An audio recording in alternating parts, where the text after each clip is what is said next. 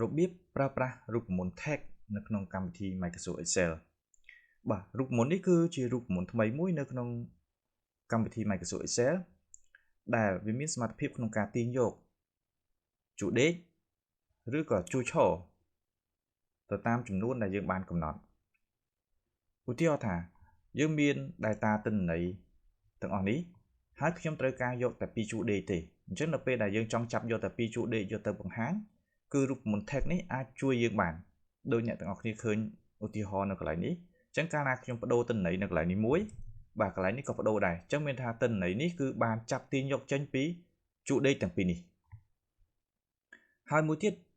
រូបមន្ត tag នេះផងដែរក៏វាមានសមត្ថភាពក្នុងការទាញយកជួរឈរផងដែរជួរឈរឧទាហរណ៍ថានៅកន្លែងនេះយើងអាចទាញយកពីជួរឈរបាទជួរឈរដែលខ្ញុំយកមកបង្ហាញគឺមានជួរឈរដែលមានលេខ1លេខ5បាទពីជួរឈរនេះយកមកបង្ហាញហើយយើងក៏អាចទាញយកពីក្រោមឡើងទៅលើឬក៏ពីស្ដាំទៅឆ្វេងឬក៏ពីឆ្វេងទៅស្ដាំតាមការកំណត់របស់យើងដែរបាទអញ្ចឹងរូបមន្ត tag គឺមានដូចតទៅបាទគឺមានសញ្ញាស្មើហើយមាន tag បើកញ្ចក់មាន array នេះគឺជាបណ្ដុំនៃទិន្នន័យដែលយើងត្រូវធ្វើការយកមកកាត់មានតែកាត់ច្របាច់យកចំនួនណាមួយដែលយើងចង់បង្ហាញចំណែក row គឺជាជួរដេកដែលយើងត្រូវការយកមកបង្ហាញមានប្រមាណជួរដេកហើយតកតងជាមួយនឹង column គឺតកតងជួរឈរវិញអញ្ចឹងជួរឈរជាចំនួនដែលយើងត្រូវការយកមកបង្ហាញវិញចុះវាថាប្រសិនបើយើងត្រូវការយកមកបង្ហាញអញ្ចឹងយើងគ្រាន់តែសរសេរស្មើ tag មកហើយបើកវងកញ្ចក់ select ទៅលើបណ្ដុំទិន្នន័យណាមួយដែលយើងត្រូវធ្វើការបង្ហាញនោះហើយចុចក្បៀសមួយនោះគឺយើងចាប់ផ្ដើមធ្វើការកំណត់ថាតើចំនួនជួរដេកដែលយើងត្រូវការនោះមានចំនួនប្រមាណជួរដេកឧទាហរណ៍ថាយើងត្រូវការ3ជួរដេកអញ្ចឹងបើត្រូវការ3ជួរដេកអ្នកទាំងអស់គ្នាគ្រាន់តែបញ្ចូលលេខ3មកហើយបិទវងកញ្ចក់វិញមក enter នោះយើងនឹងបានទិន្នន័យ3ជួរដេកដែលយើងបានកំណត់តែម្ដងបាទអញ្ចឹងមានលេខ1ដល់លេខ3នេះហើយមកដល់ខាងលេខ13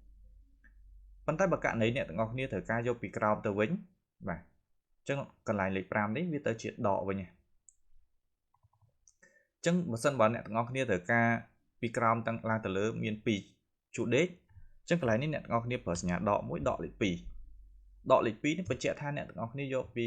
ជួរដេកពីខាងក្រោមទៅរាប់ទៅមានចំនួន2ជួរដេកដូចយើងបានឃើញទិន្នន័យដែលបានសាកល្បងនេះហើយពាក់ព័ន្ធជាមួយនឹងអ្វីដែលយើងចង់បានជួរឈរជាលក្ខណៈជួរឈរយើងអាចធ្វើដូចតទៅទៀតបាទយើងគ្រាន់ដាក់សញ្ញាស្មើហើយវាយពាក្យថា tag រូបមន្ត tag របស់យើងនោះ select ទៅលើបណ្ដុំទិន្នន័យណាមួយដែលយើងត្រូវធ្វើការទាញយកក្បៀសមួយកន្លែងជួរដេកនេះយើងរំលងចេញមានថាយើងរំលងចេញពីជួរដេកទៅជួរឈរវិញអញ្ចឹងចេញទៅដល់ជួរឈរយើងចាប់ផ្ដើមថាតើយើងចង់បានប្រមាណជួរឈរបើយើងមានតែ3ជួរឈរទេអញ្ចឹង3ជួរឈរយើងអាចចង់បានជួរឈរទី1យើងចង់បានតែ1ជួរឈរបាទហើយបិទវងកញ្ចក់វិញមកប៉ុន្តែបើករណីអ្នកទាំងអស់គ្នាចង់បាន2ជួរឈរអ្នកទាំងអស់គ្នាវាយលេខ2វិញមកបាទអញ្ចឹងយើងបានបើករណីអ្នកទាំងអស់គ្នាចង់បានដេញពីនេះទៅវិញគឺយើងប្រើសញ្ញាដកទៅវិញមានថានេះគឺជាលេខធម្មតាហើយបន្ទាប់មកកន្លែងនេះគឺជាសញ្ញាដកយើងចង់បានទៅវិញអញ្ចឹងបើយើងដកលេខ1មានន័យថាយើងចង់បានតែមួយ column គឺចាប់ពី column រាប់ពីស្ដាំទៅឆ្វេងវិញហើយបើយើងដក2មានន័យថាចាប់ផ្ដើមដកយកពី column ជួរឈរដូចគ្នាមានថាជួរឈរពីស្ដាំទៅឆ្វេងមានចំនួន2អញ្ចឹងរូបមន្តទាំងពីរនេះគឺមានលក្ខណៈងាយស្រួលដើម្បីឲ្យអ្នកទាំងអស់គ្នាធ្វើការកំណត់ទាញយកទិន្នន័យដែលត្រូវការអូខេអញ្ចឹងវីដេអូរបស់ខ្ញុំក៏មានប៉ុណ្ណេះដែរសម្រាប់ធ្វើការបង្ហាញអ្នកទាំងអស់គ្នាស្ដីពីការប្រើប្រាស់រូបមន្ត tag ហើយជាចុងក្រោយអ្នកទាំងអស់គ្នាកុំភ្លេចចុចលើប៊ូតុង Subscribe និងរូបកណ្ដឹងដើម្បីទទួលបានវីដេអូថ្មីៗបន្ថែមទៀតពី Channel របស់ខ្ញុំអរគុណចំពោះការតាមដានទស្សនាពីដើមរហូតដល់ចប់នេះជួបគ្នានៅវីដេអូក្រោយៗទៀត